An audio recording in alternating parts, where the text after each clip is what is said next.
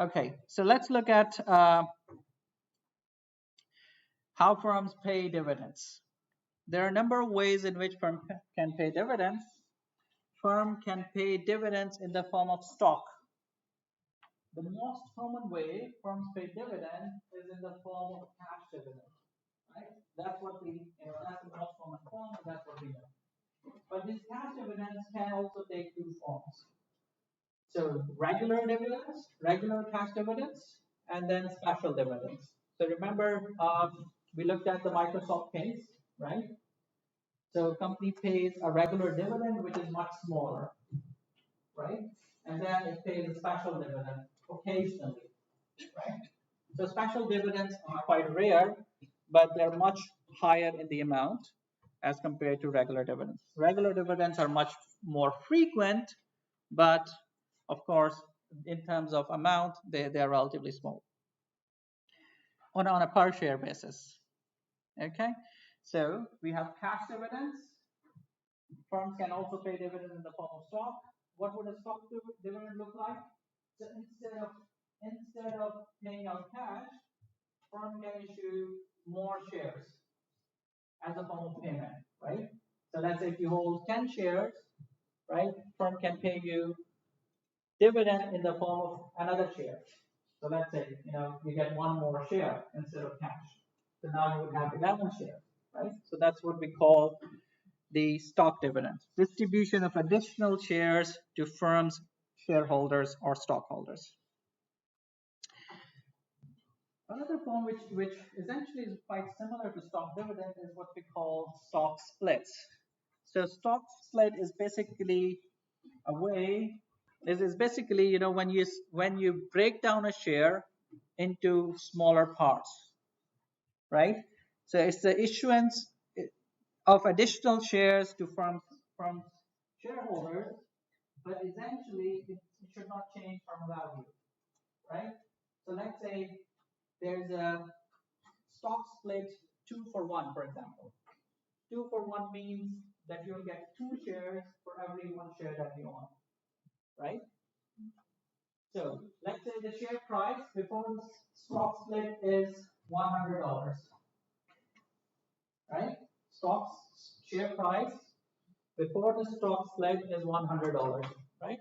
And the company does 2-for-1 split, right? So you will give away that 1 share and you'll get 2 shares. What do you think will happen to the price? How much should be the new price per share? Divided by 2. The theoretical price should be 50, right? So what has happened to the shareholder wealth? It has increased. How? It remains unchanged, right? You previously had 1 share that was worth $100, right? Now you have 2 shares, each worth $50. So the total value is still 100, right? There's no change in value. Okay, good. All right, so there are different ways in which we can pay dividends. Dividends could be paid in different forms,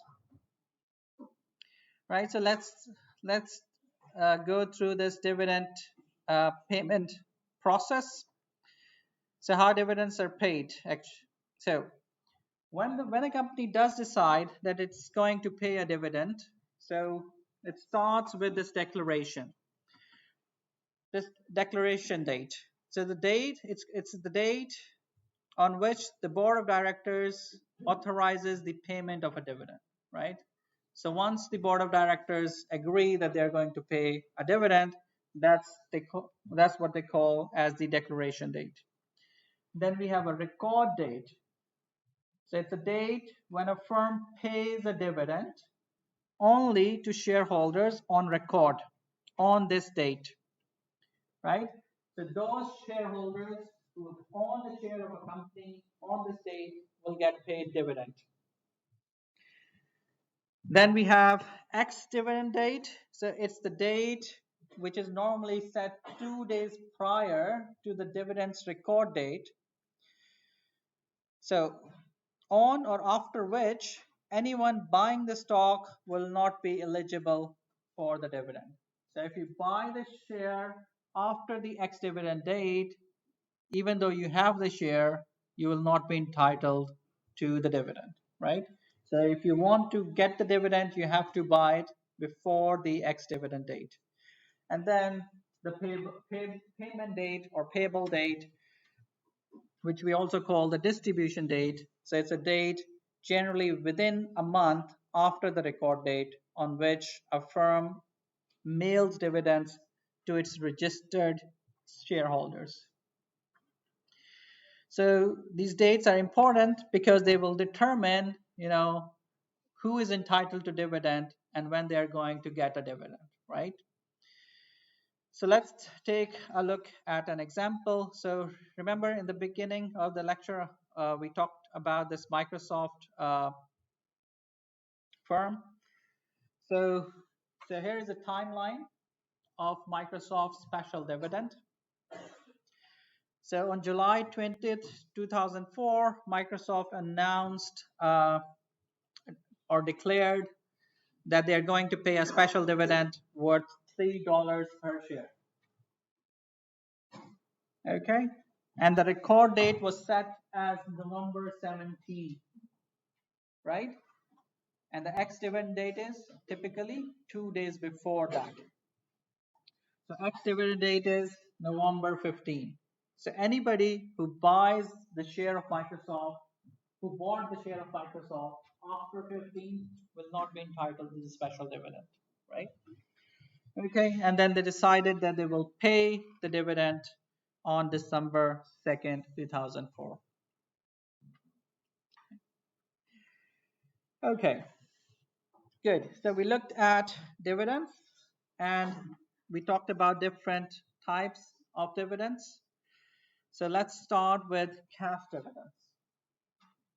As I already mentioned, that cash dividend could take two forms, the regular dividends and special dividends. So what do you think will happen to share prices when dividends are paid?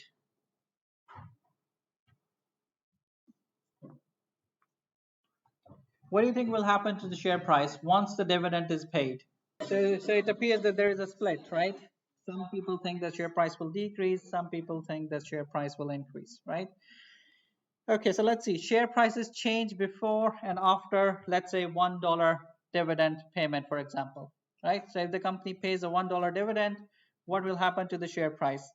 So before, let's say the share price is 10, right? Now the company has paid $1 back to the shareholders, right? So the price of the share should go down, right? By the amount of the dividend. Okay, so before, if the share price was 10 and company paid a $1 dividend, right? The amount of dividend that's been paid, in this example, that's $1. So the share price should go down by the amount of dividend, which is $1. So ex-dividend date price of the share will be $9. So to be sure that this is what really happens, right? So this is the Microsoft example that we have been talking about. So if you look at the ex-dividend date, which in the earlier slide I showed you, ex-dividend date was November 15th, right? So what happened to the Microsoft share price? It dropped from 29 and a half, no, 30, from 30 to around 27, right? Around 27, not exactly 27, but slightly above 27, right? But the drop is roughly $3, right? Which is the amount of special dividend that the company paid. Why do you think the stock price should fall?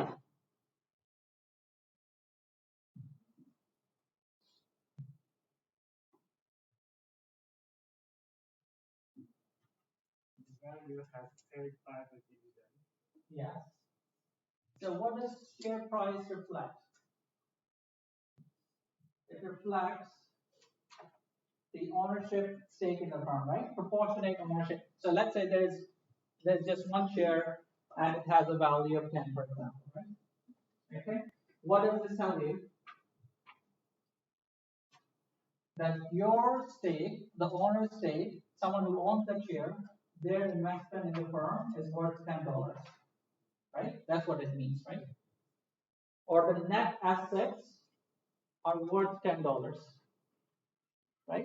Because as an equity holder, you have a claim on the residual assets. What are residual assets? After paying off all of your liabilities. Assets minus liabilities equals equity, right? Assets minus liabilities is your net assets. Okay, so equity represents the residual claim on firm's assets. So if this net asset is $10 and your one share represents that, so the amount, the price of the share should be $10, right? If out of those $10 of net assets, if the company pays $1 to you, so the net assets would drop from 10 to 9, right? So as a result, your share price should also drop from 10 to 9, representing that now there are only net assets are only $9 now. Okay? Yeah. There's problem, sir. Because if the company pays dividend, the shareholders are very like to see that, and at least they can ensure the company has enough cash. So maybe they will buy more shares, and the company will attract other people to buy more shares. So I think maybe the share price can go up, right? Yeah. Okay. So what you say is, if a company pays dividends, that signals to the market that the company has a lot of cash, right? Company is a good company, it is generating a lot of cash, and that's why it's paying out dividends, right? So if other shareholders also want to get dividends, then they would want to buy shares of this company as well, right? Which will increase demand of the shares as a result, price will go up, right? Do you agree to this? Oh, okay. Let me say this again, because this is important, right? This is something that we are going to cover in the later part as well. But this is because it's important and you already raised it. Okay, so I'm going to repeat this. So what she's saying is that there may be a case if a company pays dividend that signals to the market that this is a good company that generates a lot of cash, it has a lot of cash, and that's why it's paying out cash dividends, right? That's why it's paying out dividends. And if other shareholders, so that signals to other investors that this is a good company, right? So they can, if they want dividends as well, they would also like to buy shares of this company, right? Which would increase the demand for this company's shares, right? And as the demand increases, share price will increase, right? Okay. Do you agree to this? Can this happen? Yeah. No? Yes? Because if they want to purchase shares, if they want to get dividends, they may purchase share before X dividend. Okay, good. So what you're saying is that if they need to get dividends, they must purchase the shares before the next dividend date, right? But then here we're not talking about this dividend, we're talking about future dividends as well, right? So even if you don't get this dividend, if you believe that this is a good company and it will continue to pay dividends in the future as well, you can still buy the shares and get future dividends, right? Okay, so this is good, right? But there is an implicit assumption in this argument, and that assumption is that the amount of dividend that you paid is informative. There's an information content to this announcement of dividend payment. If there is no information content, then share price should not increase. If paying dividend does signal that it's a good company, then price will increase, right? Okay. Yep. Can you please go back to the previous slide?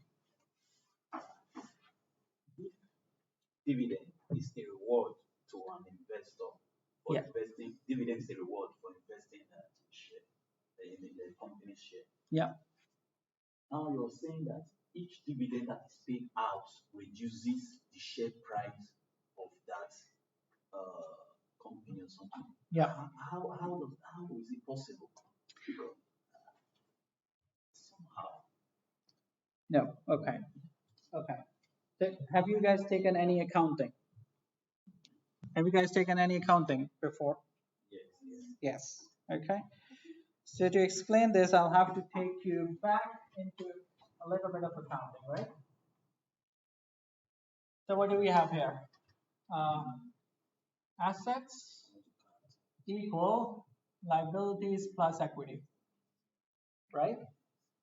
Okay. And what is equity? Assets minus liabilities equal equity, right? So this is what we call net assets. Okay, so net assets equal equity, right? So this basically represents, right? And when it's a company, the ownership is widespread, right? It's broken down into shares, smaller shares, right? Each share representing your proportionate stake in the company. So I gave you a very simplified example. Let's say this net asset is 10, for example. I said 10, right? Okay. And so equity stake is equal to 10, right? Let's say there is only one share. Okay, you are the single owner of this company, right? So this means that if you sell this business today, right, you will get $10 in cash, right? And what does this represent? Exactly the same thing, right? So which means if you want to sell this business, you don't really have to sell the assets, you can sell this share, right? If you sell the share, what will be the value of the share? Equal to the net assets, right? Okay. So let's talk about the reward part, right? So this simply represents the value of the share, right? Okay. So what you do as an owner, you take away some of the value, right? So you use $1. Okay. So let's say you take away $1. So which means the business has paid you $1. So you get $1. When the business pays you $1, what is the residual claim? What is the residual claim? It's 9. It's 9, right? So this will go down from 10 to 1 when the business pays you $1, right? Okay, so now think about, so the residual, this equity now represents only 9. But if you look at your ones, from your perspective, right? Now you have $9 in assets, but you also got $1 in cash when the business paid you, right? So your total is still 10. Okay, all it does is that instead of having this representing as net assets, you've taken away some of the assets, right? So if the business has paid $1 dividend, which means the remaining value of assets is 9. But in terms of you, now you own business that's worth 9, plus you received a cash of $1. So the total value for you is still 10, right? The business value here was 10, right? All what we have done is redistributed it, right? Your total value is still 10, but now 9 in assets and 1 in the form of cash, right? Okay, good. So that's why now this equity 1 share should be worth 9 because you have $1 in cash, right? So the drop in price is exactly equal to the amount of dividend that you have received in cash. Good. Okay, so let's talk about stock dividends now. 1 for 10. The company decides to pay 1 for 10, which means that everyone owning 10 shares in the business will get 1 additional share. Okay? So this is in the form of stock dividend, right? So let's see what happens to the share price before and after the stock dividend. So before, let's say again, you have 10 before the stock dividend is announced, there are 10 shares, and each share, let's say, is priced at 10. So what's the total value of the business? 100, right? Okay. So which is number of shares times the price per share. So the total value of the business before the stock dividend is 10. Before the stock dividend is $100. So what happens to number of shares after the dividend? So anyone who owns 10 shares is entitled to get 1 additional share, right? So the number of shares increased from 10 to 11, right? Okay. So what do you think will happen to the price? It should decrease, yes or no? It should decrease. Why? Because when we talk about dividend payments, it's like distribution of firm's assets to some of firm's assets, which, and if we are talking about cash dividend, it's like distribution of cash, business cash, which is an asset, back to shareholders. Okay? Good. So we know the total firm value would remain unchanged, right? So, but now, because the total value remains unchanged, but now you have 11 shares, 1 more shares, so the price per share should drop to 9.09. So if you multiply 11 times 9.09, it's it's $100. Okay. Good. So when the firm pays stock dividend, then share price again drops. When we look at cash dividend, we know that the share price drops exactly by the amount of cash dividend paid, right? Here, the price drops, but this drop should be proportional in terms of the ratio in which the additional shares are issued, right? Okay, good. So this is what I mentioned to you earlier as well. The third way in which a firm can pay dividends is through stock splits. So what do we have here? A stock split of 2 for 1 means that a share before the split will be split into 2 shares afterwards. Okay, so let's say share price. So in the example that I provided you, I said that the share price is 100, right? But here, let's say the share price is 10, right? So number of shares before the split, 1, share price per share 10. So the total value that you have is $10, right? And if you split it 2 for 1, so after the split, you will not have 2 shares. You will get 2 shares for every 1 share, right? The number of shares increased to 2, but what should be the theoretical value? The total value should be 10, right? So price per share should be divided by 2, right? So the total value remains unchanged. Okay. Previously you had 1 share worth £10. Now you have 2 shares worth £5 each. So the total value is still 10.